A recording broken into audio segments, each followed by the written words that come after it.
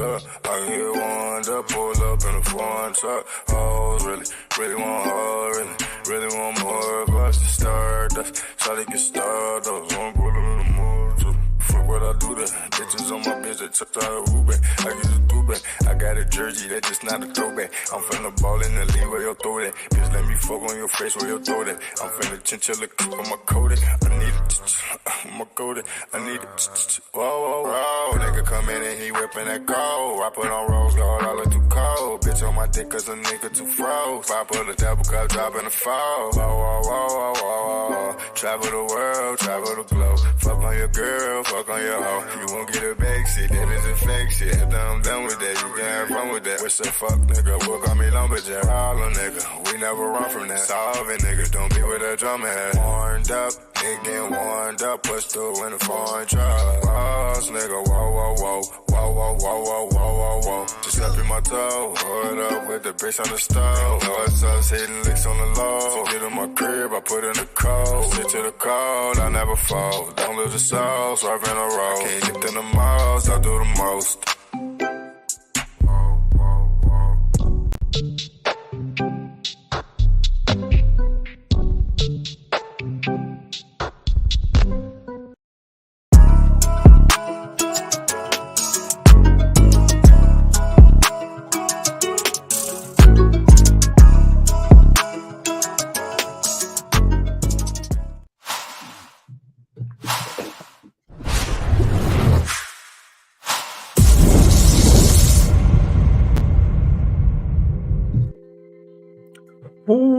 And we are live. SP Talk Sports Real Tech Super Fake Debates. We're live every Monday and Friday. It was the action-packed football Monday, so we're going to bring the show to you a little bit earlier than usual. But yes, me, SP, Shaq Barnes here in the building. Here with my co-host, Sean. What's going on, brother? What's going on, SB? How you doing, man? Just happy on this football Sunday. A lot of agendas are being pushed in this football world that I don't kind of like, especially with my team right there, logo above me. But we're going to really get into it. Happy to have football back, that I cannot deny. But, yeah, I'm pretty good. What about you, brother? But I'm good, man. It's Monday, man. I'm ready to get into it. Monday, thanks playing on Monday Night Football. So excited. But, yeah. I see you Saints out. I see you Saints out. Yeah. Had to. I see you Saints out. But yeah, we're gonna get into it right from the jump. Like we said, everybody, make sure you guys like, make sure you guys share, make sure you guys subscribe and join the Real Takes Over Fake Debates movement. But like I said, we ain't gonna waste nobody's time. We're gonna get right into it. Cut the music. Episode 16. We live. NFL Week 2 recap. A lot of things that went right. A lot of things went wrong, especially with my picks, but we're going to go into that later because I did a terrible job there, Sean. Also, nice Saints drip, by the way, because I know the Saints game today, so you seem like you're very prepared. Ready to go, ready to roll. Let's roll. Let's get it. Yeah, let's get it. So week 2 recap, a lot of things that happened, like I said, the good and bad things. When we look at it, right, what I hate sometimes, Sean, is when you get a young player, and sometimes you expect them to be better than what they is, but sometimes we use people as scapegoats, which we're going to talk about a little bit later. Mm-hmm. Sometimes people might not develop right, and sometimes the player is the problem. So when you got a young player, not necessarily just saying a quarterback, like when it comes to football, how can you get to the point telling that if it's the organization or if it's the player that's the problem? When is that point that you can tell, or what do you look for? So I think a couple things for me, SB, I look for with an organization. The first thing is I look at your organizational history, right? Yeah. So, for example, obviously we talk about the quarterback a lot. Mm-hmm. Does your organization have a history of developing quarterbacks? Mm-hmm. One of the reasons why I was so high coming into this season on Jordan Love was because I've seen the Packers' history of allowing quarterbacks to develop. As great as Aaron Rodgers was, he wasn't considered a perfect prospect coming in. Mm-hmm. Because he was coming out of a system, the Jeff Teffer system at Cal, right, where a lot of quarterbacks had flopped. Coming into the NFL, Joey Harrington, Kyle Bowler. I mean, it was, so there was some question marks about Aaron Rodgers. But because the Packers had an established quarterback there in Brett Favre, who they were part of his development as well, because he spent a year in Atlanta before he got traded there. when you go to a situation where you've had a chance to develop, that matters. Right. And you go into an organization that understands that you're taking a young guy. He's not perfect. He needs time. How do we develop him? That's the first thing. Yeah, and then go ahead. No. So I think that's the first thing I look at. Whenever you draft somebody, and again, if you're drafting an unperfect and imperfect prospect, because there's no perfect prospect, how buttoned up is your organization in terms of stability, with ownership and the front office, coaching, all of that stuff? What happens if the player struggles? What happens if the player has an issue off the field? How does your organization, how buttoned up is your organization to handle that? So that's the most important thing to me. Go ahead. I'm sorry. Yeah, and it's funny that you say that, right? Because everything you just described is something about a team that we're finna talk about. Because let's talk about these Bears, right? Yes, SB had these guys winning the division. I thought they was going to be better on defense. Offense has been atrocious. I thought they're going to be better with new weapons. But everything you just described is the Bears. Do they have a good history developing quarterbacks? No. They don't. They don't at all. They don't. I can't.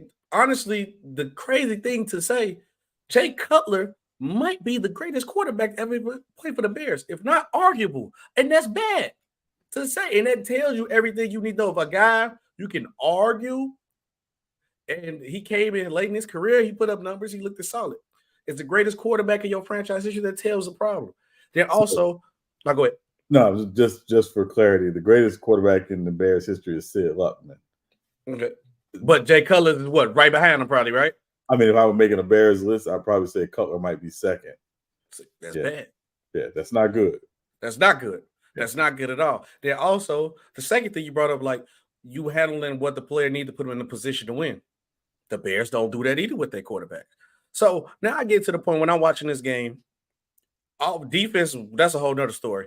Defense don't look as good as I thought they was with all the pieces they added. But then I'm looking at Justin Fields and the offense that they're running. And Sean, this is a problem that I want to ask. Who is really the problem? Is it Justin Fields or Luke Getsy? Because my problem with Luke Getsy, I seen a play that was so terrible where they running a screen pass in their own 5-yard line. And then Justin Fields ended up throwing an interception. Then I look at plays of the game where I see Justin Fields throws a tight window of a pass to Chase Claypool, and I believe it was DJ Moore next to him. I believe it was DJ Moore. Quote me if it was somebody else or the other wide receiver, everybody in the chat. Was somebody next to him literally wide open. Then I see another play where they was in their own, it was close to their red zone in their own 20. A guy runs a slant, wide open. Justin Fields just missed him and couldn't read the defense and was holding the ball too long. So, Sean, with seeing everything you're seeing from these past two games, who is really the problem? Is it Justin Fields or is it Luke Getsy in this offense, whatever offense they're trying to run? I think it's a combination of both things. From an offensive standpoint, when I look at Justin Fields, the biggest problem I see is that he is not getting through his progressions fast enough. And coming into the draft, some of the scouts, one of the knocks on him was that he was not a progression thrower.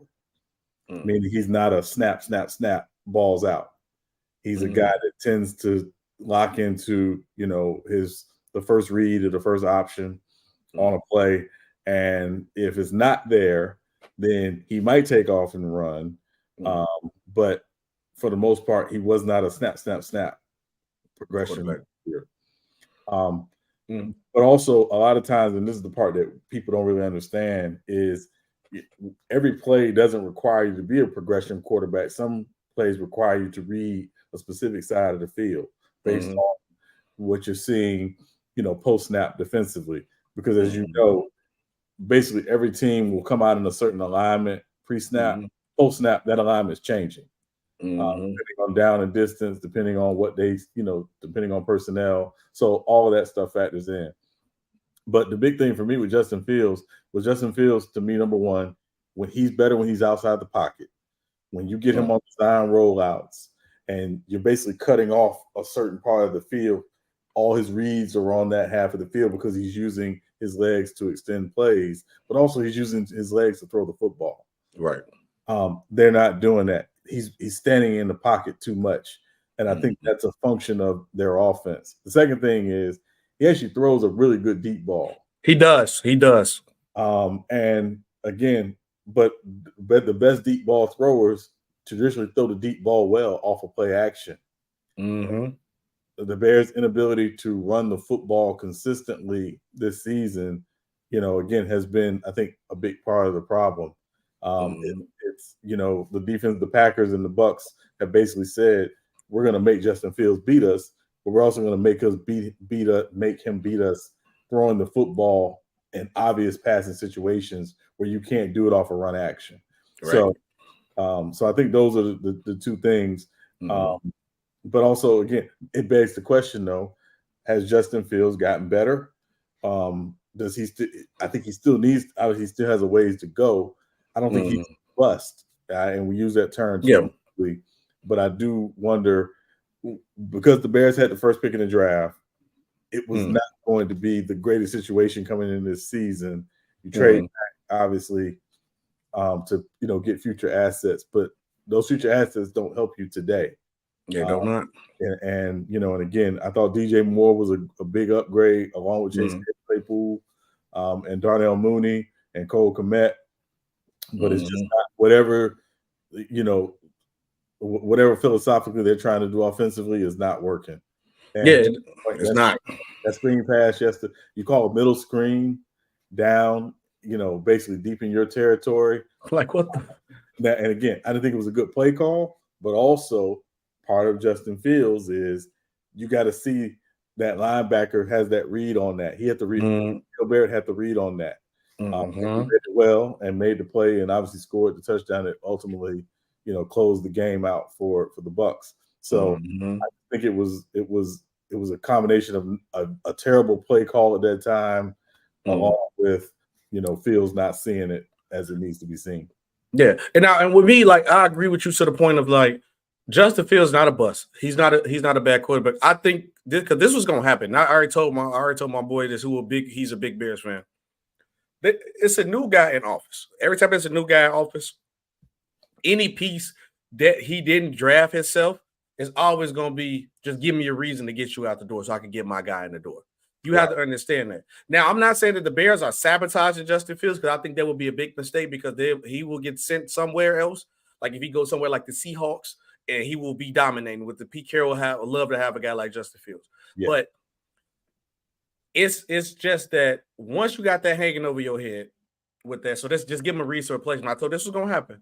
If they keep playing like this, they're going to use Justin Fields as a scapegoat, saying he's the problem. They're going to get a new quarterback with, especially like a lot of good quarterbacks coming up the draft. But the Bears got 2 first-round picks, and I guarantee one of them will be spent on a quarterback. And Justin Fields going to be gone, and he didn't even really deserve to be. Then you go to the point of, like, because then now when you say he don't deserve to be, then it begs the question of, like you asked, did they probably develop him? Have he actually gotten better? Justin Fields has not got better at all. At all. Not since he's been drafted by Chicago, but the Chicago Bears has not did their due diligence of helping this man upgrade in any shape or way or form. Only thing I know from Justin Fields is that he can probably run and make plays with his legs. That's not developing a quarterback for setting your team up for success. Because besides that, Sean, what can you truly look at Justin Fields and say, he has improved with that since he's been in the league? I can't tell you nothing. I feel like he's still like a rookie out there to me. Yeah, and again, some of it's the inconsistency, right? Now, again, I know Matt Nagy had his issues, but one of the things about having a, quote, offensive head coach is when you have a young quarterback, those guys tend to develop, better. And while, again, I know a lot of Bears fans probably now going back probably look like Matt Nagy probably wasn't that bad, because you were in the playoffs with Matt Nagy. The fact is the decision to hire Matt Eberflus is looking really, really bad, particularly because, again, people trend more offensively. But it wasn't so much the decision to hire Matt Eberflus, is did you hire the right offensive coordinator to develop this guy based on his current skill set? And I don't know if they did that with Getsy. So, but again, I'm not going to blame Getsy. Didn't hire himself. Matt Eberflus is the head coach. He ultimately makes that decision, in accordance with, what he wants. So I'm not ready to throw Justin Fields out with the bathwater. I don't think you throw the baby out with the bathwater, as they say. But that said, they got to make a decision after this season about Justin Fields. Namely, you pick up his 5th-year option, and do you extend him? I think you pick up his 5th-year option. I'm not sure he gets his extension this offseason like Trevor Lawrence is going to, at the end of this season. Yeah. So, because the Bears, I think they got their pick and the Panthers pick. Correct. So, if the Panthers end up getting a pick in the top 5 and the Bears end up with a pick that's in the top 10, you don't think they possibly try to put them picks together and try to trade? Well, I guess the Cardinals going to probably try to go for it, and they're not going to let it go. They all in to Caleb Williams. But the trade up higher and get a quarterback, I can see it happening. But then also, this is the last thing before we move on. Because when we was talking about how Caleb Williams' dad said, if the situation's not right, he's not coming. So I'm looking at myself as the young quarterback. What would make me want to go, as I see their history with quarterbacks, what would make me want to come here? Right. And that's the point. I mean, outside of living in one of the best cities in the United States. Yes, we is. I don't see why you would want to go there. But from the Bears, from an organizational perspective, one of the reasons why they were even talking about potentially moving on from Justin Fields and drafting Bryce Young, or Bryce Young was likely to be the pick, was because it restarts the clock on the rookie contract. So, and now you got another, after this season, you really got another year on a decent deal with Justin Fields before that 5th-year extension kicks in, and you got to make a decision about whether or not you're going to extend them. So I think that's going to go into some of the thinking this offseason as well. Depending on where the Bears pick, it may not be Caleb Williams. It might be Drake May. Shedeur Sanders. Shedeur Sanders. Knicks. So, exactly. Yeah, so, Knicks.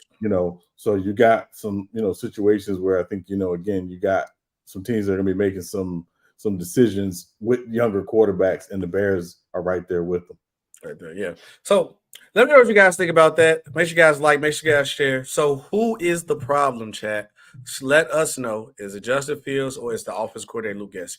So, Sean, when we go through certain things, and this is what Peter Griffin said grinds my gears, where I look at certain situations and everybody want to use somebody as a scapegoat. Everybody want to blame somebody. Everybody want to point a finger instead of just pointing out the obvious. And it goes with my San Diego. Man, I wish we were still in San Diego. The Los Angeles Chargers. We should never left San Diego. I swear we shouldn't have never left. They should have found a way to keep that team there. Yeah. But my problem is this, all right? The Chargers played the Tennessee Titans. Oh my God, I know I need to avoid Lou, because I know Lou. I'm surprised Lou ain't send me a message, a comment like, "Yeah, we'll have to charge with the Titans." I know Lou, you probably watching right now, so I know Lou, you probably saying something crazy about them Titans. But yeah, they want to use Justin Herbert as a scapegoat because everybody had high praise for Justin Herbert. Like me, I feel that he could have won. It could still win MVP. He's an MVP caliber quarterback. He has the skill set to do that. And he's in that top 5 conversation, top 10 guaranteed quarterback. So I think the hype that he had coming into this season, people just trying to find anything to use him as a scapegoat. Man, I said I was watching the first half of the game. Then I left work, had dropped my cousin off to the airport. So I missed the second half. I went back, rewatched the highlights to see what really happened. Right. Man, I didn't get the full effect of what happened in that second half, but from what I seen and what I watched, Justin Herbert was not the reason why we lost that game. So why everybody try to call Justin Herbert a fraud, a generational waste? All y'all saying is like, why y'all not pointing a finger at our coach, Brandon Staley, who supposed to be one of this defensive guru, let me go back and look, because I want to go down the list and make sure I don't forget a name. We got Kenneth Murray. We got Asante Samuel Jr. We got J.C. Jackson. We got Joey Bosa, Derwin James, Khalil Mack, all on the roster. I think we had Kendrick, but I think Kendrick was out. I think he was out this game because I don't see him on the list. I don't think he played. He was out.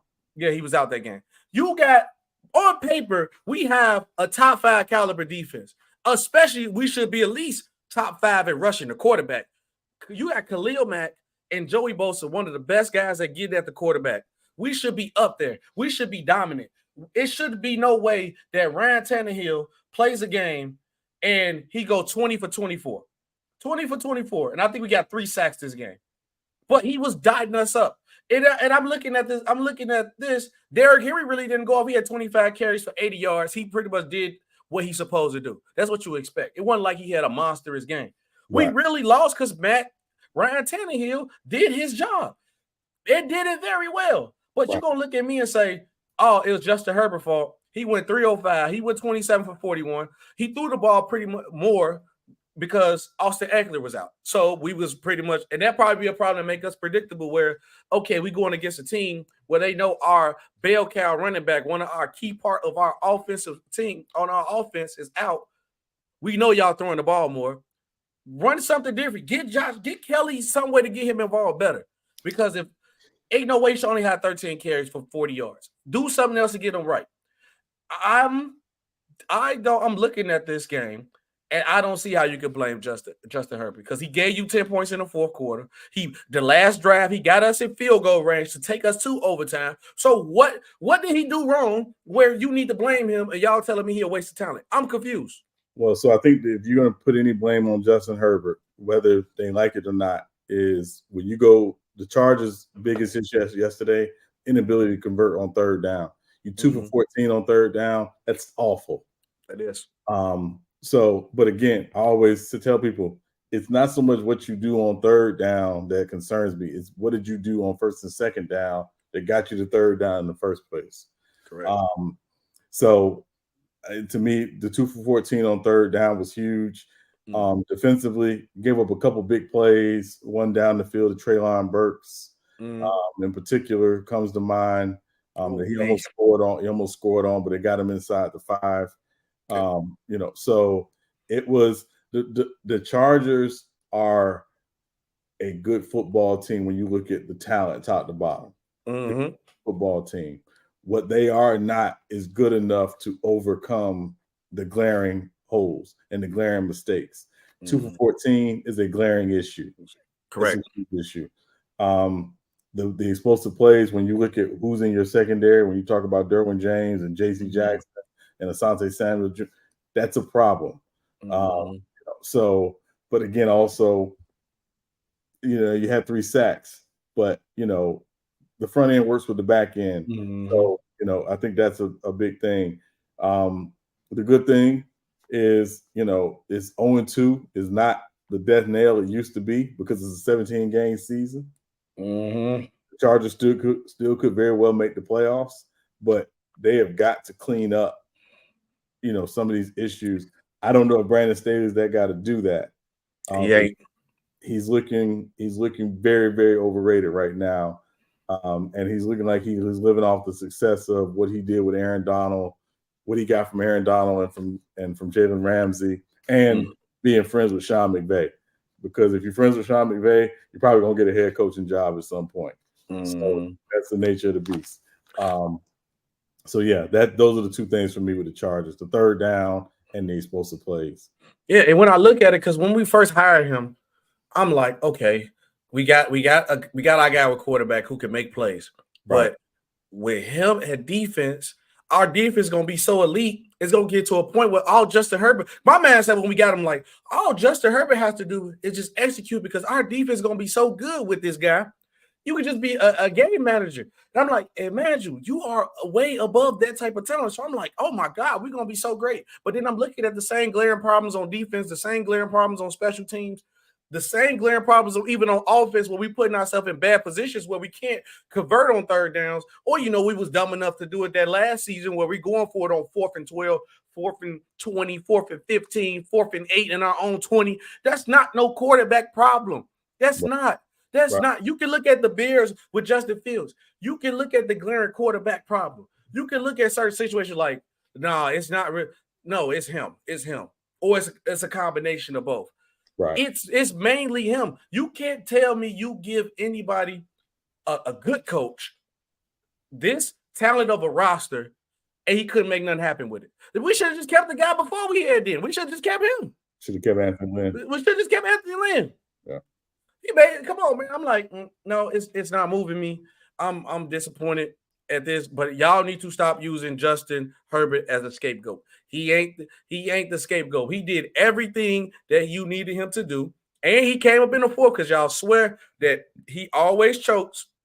He went down on the drive, put us in field goal range, took us to overtime, and in overtime we didn't get the job done.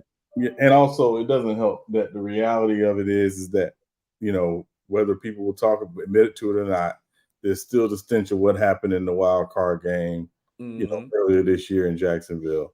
So that's going to hang over the Chargers season until A, they make the playoffs, and B, they win a playoff game. So I think that's going to be the other part of it. I mean, it's a little like the Falcons in the Super Bowl several years ago. It never got over the stench of how they won the Super Bowl. Obviously, the wild card is not the Super Bowl, but it's the playoffs.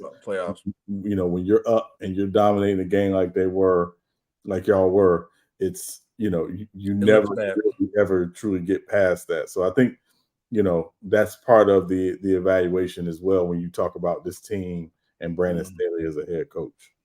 Yeah, and there's nothing we can do about it because every time it's a comeback victory on the Chargers, they're gonna bring up 28-0. But let me know what you guys think about that. Is I'm just being too much of a Chargers fan and I see the truth? Please let me know in the chat. Is it Justin Herbert or is it Brandon Staley? I think it's Brandon Staley more than anything. But we can talk about another quarterback in this same division, Patrick Mahomes. Patrick Mahomes agrees to terms on a reconstruction of his contract for a record payday. Sean, I know you told me about the story. Can you tell me what is this record payday? What are we looking at right here for Patty? So basically what it did is the Chiefs and the Patrick Mahomes have agreed to a restructure of his 10-year agreement, giving him approximately $210 million between this year and 2026, the most money in NFL history over a 4-year span.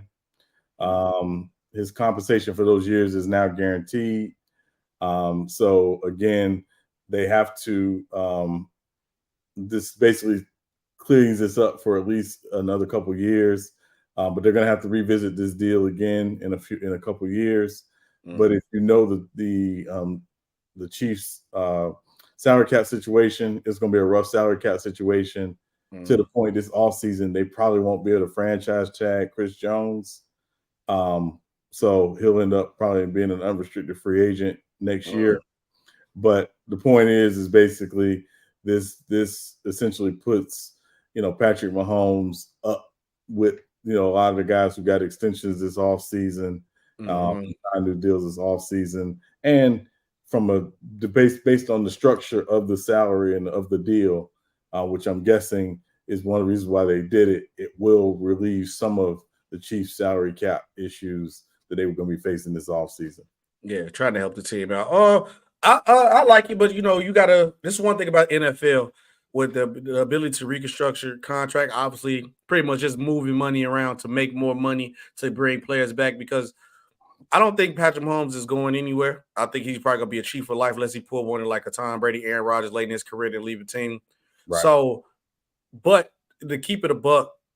And I hate to say this because he's in our division, but as long as you got that man on your team, especially with Andy Reid, you always going to have a chance. So I think making this move is to keep the team competitive enough to make a run. Like I said, with Patrick, y'all going to have a chance because you still got to keep Kelsey regardless. Like you lost Tyreek Hill. It is what it is. You could probably get you another receiver. But I think a guy like Chris Jones, you got to keep some type of impact on that defense. And I feel like he's the head of that charge, head of the horse. So I think making this money, hopefully making this money but they might move somebody else's contract around to make more money to guarantee him back. But like I said, so I actually like this for Mahomes. So it's well deserved. We're the best quarterback in the league, and the Chiefs got to do whatever they can do to stay competitive for me. So not too much. And in my humble opinion, Chris Jones is their second most important player after Patrick Mahomes. Over Kelsey? Over Kelsey. When you look, I saw a stat yesterday. Obviously, he didn't play in the first game, but he played about 31, 32 snaps yesterday. The hundreds plus snaps he wasn't on the field. The Chiefs defense gives up about 5.2 yards of play. He's off when he's on the field, it's lowered by 2 yards. That's his value. That's his impact. He is an absolute impact player. And if I'm being real, he might be the second most impactful defensive player in the NFL after Michael Parsons. He's that good. Yeah, he is. So I think he's their second most important player. No slight to Kelsey, but Chris Jones is a problem. Yeah, and he makes their defense really, really good. That Jacksonville offense is explosive. They got some playmakers. They got a lot of weapons, and he made a huge difference yesterday. You could tell. So. Yeah, so I think they want to make sure they do everything. They put themselves in the position to keep Chris Jones after this season. Which is smart to say. Let us know what you guys think about Patty Mahomes getting paid the top dollar. So, speaking of people, when you have top dollar, when you change the franchise, you change the organizations, you change the whole culture. Sometimes people don't like that, man. So, prime 21 days of prime time, baby. Prime time is getting a lot of hate, bro. So, Sean, I was on a game last night. Talking to one of my boys. Shout out JD. You still my boy. And I was just realizing, and I'm seeing it more, and he's not just him, it's a lot of people where Deion just getting a lot of hate for no reason. I was on Player Choice today, shout out Big Ox too, when they were just pointing out unnecessary things to just sound like to come off as you hating on Prime. Even if you mean good with it, what you're trying to say, like all the celebrities being on the sideline as a distraction. You got The Rock, you got Offset, you got Wayne there. They talking about how Shador flexing his watch, hitting people with the Shador. Oh, that's a problem. He's doing too much. He's coming off as too flashy. He's not a real coach. He's taking he really not. He haven't beat a team yet. Everybody's saying now is like he really ain't got a real win under his belt.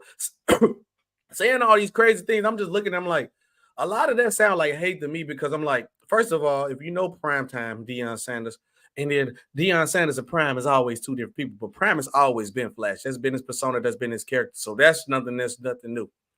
If you check Deion background for coaching, he has been coaching from little high school on up. He's been coaching for a long time. So he has the experience. Then with the impact of his voice, that he brings more attention to the kids, more attention to the programs, because Jackson State made a lot of money when he was there. Jackson State got a lot of attention when he was there. He go to Colorado State. I mean, not Colorado. He goes to Colorado, who's been an afterthought. Colorado used to be good back in the day, but now has become an afterthought. Came off one game last year. Didn't sell out one game last year. Deion Sanders goes there, sell out all the games, get them on College game day, getting the celebrity support from the back. So what is the problem that y'all see? Then also, nobody says nothing about when people poke the bear when it comes to Deion. Nobody says nothing when dude said what he said, take your head glasses off. Nobody really said nothing too much about that. Well, they made a story about it, but when Deion fought back or said something back, it's a problem. Oh, Shador put the watch in the face of the coach. So what? He didn't knock him out. I just think like you guys hating on the effect that Prime has. It's the Prime effect. Y'all hate on the Prime effect. He's got the hand on everything. He got the football world. Matter of fact, forget the football world. Deion has the sport world in his hand. It is the NFL season to start. It's week 2 of football season. We're talking about Colorado and Deion Primetime Sanders. So don't tell me, unless you're coming with facts to prove a lot of the stuff you saying, you're just coming off disingenuous because you just hating on the impact he brings. He's bringing winning. The players are getting better. The players are getting more attention. The players are getting more attention by NFL scouts. The program is getting more attention and support from everybody around. And the city, in the state, where he at in Colorado, has been doubling their money and doubling their worth. Don't hate on the Prime effect. Just watch the wave, either support it or get out the way. Sean. So I had to get that off. Yeah, no, you're absolutely right. I mean, the way it always works and the way it's always worked is someone doing something their way, unapologetically, and what is considered unconventional, even though it is within the rules with the transfer portal, is always going to be lambasted by most folks who like stuff the old way. Right? It's like when you have idiots like Dabo Swinney, who get up and complain about NIL and how it's hurting, program. No, what it is this is a new way of doing business. Get with the program or get left behind. Yes. The transfer portal is essentially free agency. Yep. When Deion got to Colorado, the first team meeting, he told the majority of those guys in that room to get into the transfer portal because he was not going to be bringing a bunch of guys who were on a 1-win team back, to that school, right? He brings in 50-plus guys in the transfer portal. You see what the success is. And Deion, I know a lot of people, complain about his bravado and, and call him arrogant. It ain't arrogant if you've shown that you've been successful. Whatever Deion has done, probably the exception of his music career, he's been successful. So at the end of the day, you think about it. He was a good analyst on television. Yes, he was. Like you said, he was a high school football coach. They were successful. He built a school, Prime Prep. So he's been successful. He goes to Jackson State. He brings not just his celebrity, but he brings attention to the HBCUs, which is what he wanted to do. They were successful. They're on ESPN. You got all kinds of stuff going. So, now he's going to Colorado and people are acting surprised by the success. And it's like, well, no, this is what this guy's been trying to do all this time. But the biggest thing about him, and the thing that I think people don't give him enough credit for, he has an ability to connect with young men. I know if I watch an interview of him, I'd be like, man, how can you not want to play for Deion? Crazy thing is, he was on 60 Minutes last night. I don't know if y'all have seen the interview, but if you haven't, watch the interview because it's pretty good. Okay, I'm gonna check it out. One of the things he said was, kids aren't coming to the school; they're coming for him. That's true. That tells me he has an ability to sell himself. But he's also talked very openly about his affinity for Nick Saban and the stuff that he's learned just being, because he does the Aflac commercial with Nick Saban and all that stuff. The nuggets and the points that he's picked up for Nick Saban. Deion has also played for some of the best coaches ever. He played for Bobby Bowden, one of the best college football coaches ever. So let's not act like this man has not been around some great coaches, has not gone through this process. He understands football. He ain't just standing on the sideline, just looking at the game. He is actually coaching. And one thing I was going to say is real quick, because I know we want to move on. One thing that stood out to me the other night, it was one of the receivers. It was Horn, I believe. Horn Jr., yeah. Horn Jr. dropped a couple passes the other night. Deion takes him aside. He's talking to him. He's not yelling at him. He's not breaking him. He's not cussing him out. He's not doing any other stuff. He is literally standing there encouraging him. And you know what he does before they walk away? He hugs him. He is coaching these kids like he would his own sons. How he coaches. So that's what's working. He's connecting with people. He's connecting with kids, and that's why it's working. That's what makes him a change agent. It's his ability to connect and to get people to buy into what he's selling. Yeah, and it works every time, because I could go back to the first game they had against TCU. Yeah, the freshman, Dylan Edwards, fumble. Fumble. Deion pulled to the side, chopped it up with him. Like, all right, this encouraged him to do better. Right after that fumble, went for 3 touchdowns. Went off. And when you gotta, and then Deion is that type of coach. Like, if you get to a point where your guys believe and trust in you enough, they'll run through a brick wall for you. And everybody on Colorado will do that. Because Deion is benefiting for these guys in both ways. And I'm going to look up the one kid again so I can actually remember the school. So Deion looking out for these kids in both ways. One, he's helping them get better as players. Then 2, he helping them be able to move on the next level. So this kid right now, Xavier Weaver, their wide receiver, a dog, right? A dog. And he's probably going to get drafted because he transferred to Colorado. He was at South Florida University. Wasn't really getting no attention. He had a couple decent years, his junior and his 2 junior years, because the COVID stuff happened, so he had to do the 2. That's when he broke out. His first couple years, he didn't do that much. Well, nobody talking about Xavier Weaver like that, like crazy. He goes to Colorado, showing off his skill set, showing how really truly he could be as great as he is. Now he's going to be able to go to the next level. Easy. And that's the Prime effect, because Prime can't do the work for you. He can motivate you, he can push you to do great, but he can't get that light on you, and he gonna make you get the respect that you deserve. And a lot of players don't get to have that. They don't have that at all. But let us know what you guys think about that. Y'all need to stop. Stop hating on Deion. Don't tell me what you think about that. Stop hating on Deion. Stop hating on the Prime. Yeah, and also, let me say this to you idiots out here hating on Deion Sanders. Because if you're hating on Deion, you're an idiot, particularly if you're a brother. It's 14 black head coaches at the FBS schools. I mean, 10% of head coaches at FBS schools are black men. Given how difficult it is for black men to get head coaching jobs, not just at the NFL level, but also in college, you should want to see these brothers succeed. Yes. No matter how it goes. I don't want those people on the sideline. I don't want nobody got to be no prepped up robotic player. We all human. And everybody, like you said, you can do your stuff unapologetically, your way. You might not like it, but I'm going to do it my way. And Prime going to do it the Prime way at the end of the story. If you're gonna win or lose, go down doing it the way you see fit, right? Yep. The problem with a lot of coaches is they go in and they try to do stuff the way other coaches do it. They're not authentically themselves. Yep. Deion is being his authentic self. Correct. This is who he is. He's not going in. He's not trying to be any other coach except Deion Primetime Sanders. Primetime, baby. Prime. 21 days of prime. Yep. So cut the hate now.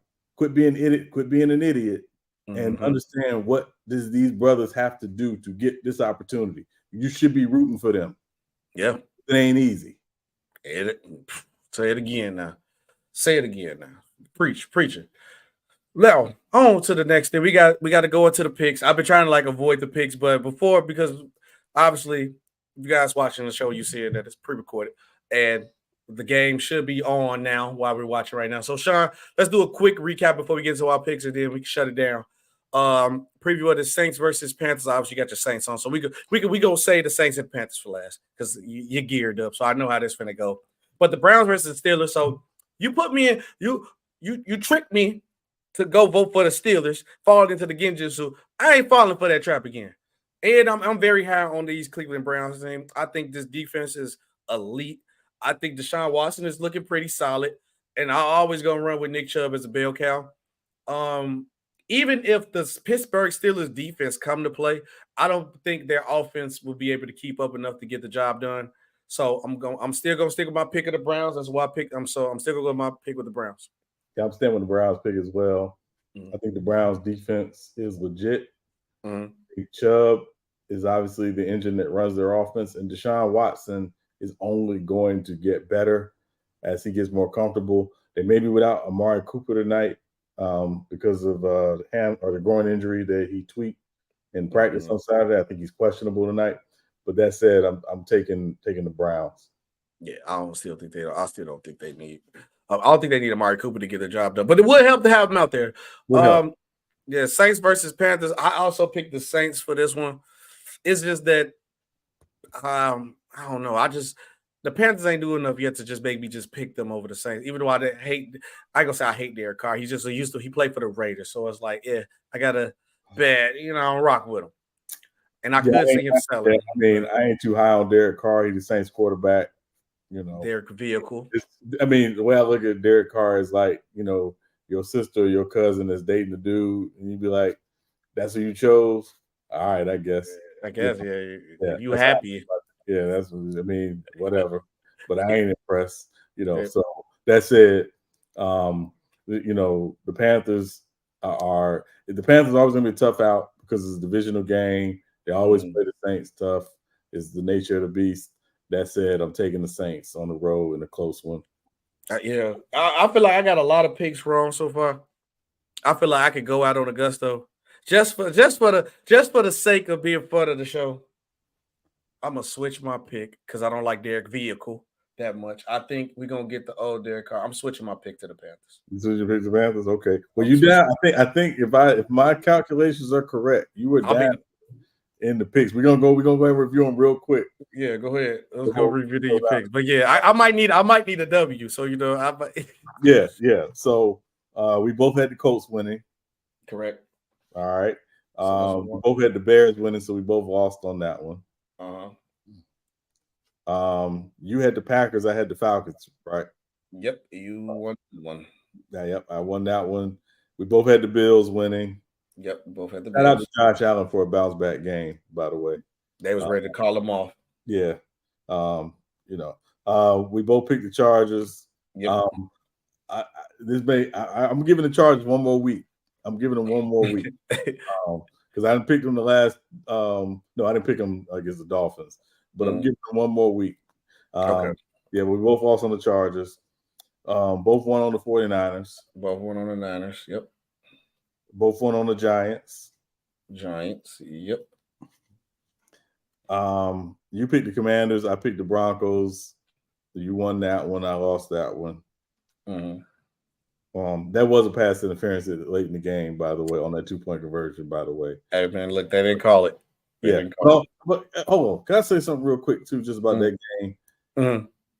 Why these DBs on a Hail Mary just don't knock the ball down? Quit trying to get the interception. Knock the ball down. Nobody cares about your stats. Knock the ball down. You have one job. You should have never done that. Knock the ball down. All right, that's all I'm going to say. No, you're right. I got to make sure I got your numbers right. So where you have the Colts 1, Falcons 2, 3, 4, 5. So I believe you have 5, right? And I had the Colts as 1, Bills that's 2, 49ers 3, Giants 4. Okay, I'm at 5. It's 5-5. You sure it's 5-5? Yeah, I'm trying to think. Go back to all of mine so that I had right. So I had the Colts that's 1, the Bills that's 2, the 49ers that's 3, the Giants is 4, and the Commanders is 5. Yeah, I'm at 5. And then you was the Colts, the Falcons, the Bills, the 49ers, the Giants. Yeah, it's 5-5. Wow. All right, now we're gonna move on down because that's where the separators come. Started off good. Okay. Yeah. So Ravens at the Bengals. You had the Bengals. Yep, you got that one. Yep. Seahawks at the Lions. You had the Lions. You got that one. Right. Chiefs at the Jaguars. I think we both picked the Chiefs, right? No, you picked the Jaguars. Oh, no, yeah, you got that one, yeah. Oh, yeah. That was so that puts me up +3. That's 3, yep. You at 8-5 right now. Jets, Cowboys, you picked the Cowboys, you got that one. Yeah, we moving back on up. Yeah, right, that's 6. And then the Dolphins and the Patriots. We both took the Dolphins. Yep. All right. And that was the last one, right? That's the last one. So you're putting on 2 games. Yeah. So that means I might need to pick against you, but I can't pick against the Browns. I'm not doing that. Yeah. And I still lose. Yeah. So, yeah. It's looking like Sean's going to win again, so I'm going to be 0-2. Yeah, it's fine.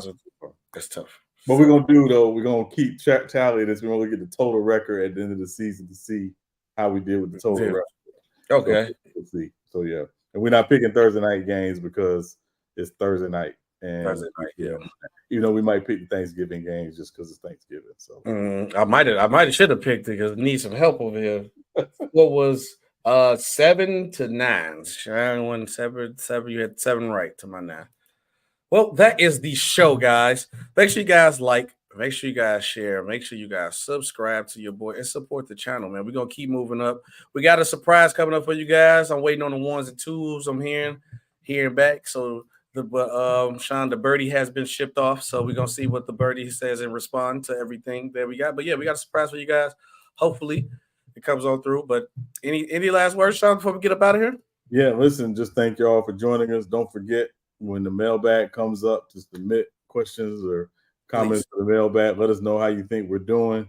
We want to constantly improve this thing. But, you know, I'm going to tell y'all right now, you know, it's only going to get better. So if you want more, it's going to get better. So trust me, just hang with us, and appreciate you as always. Looking forward to connecting on Friday. Yes, sir. And yeah, that's it. Yeah, that's it. And then we on to the next one. SB Talk Sports, Shaq Barnes, and with my boy Sean Webb. Real Take So Fake Debates. Until we all to the next one. Salute.